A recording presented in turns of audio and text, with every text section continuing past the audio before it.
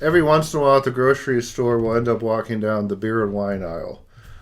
Not shopping it, but just walking through it, and I'll catch out of the corner of my eye a certain kind of beer that I used to like. There was probably a couple favorites that I used to have many years ago, and I think, oh, I liked drinking that. It would be nice to be able to just have a drink, one bottle or something.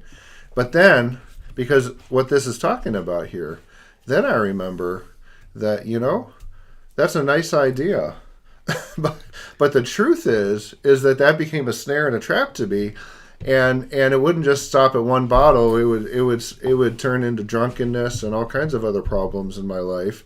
And then I'll remember, man, God delivered me from that. I'm never touching another bottle of beer again in my life. Like, I'm not even interested. There will be this momentary memory of this thing that kind of like stirs this fleshly impulse, fleshly desire in the past.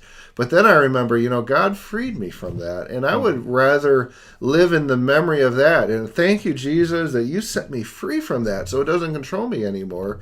And you know what? It doesn't control me. It stays in that aisle. I don't linger on it. And I put myself under the memory of what God has done in my life rather than living in the memory of what my flesh desires.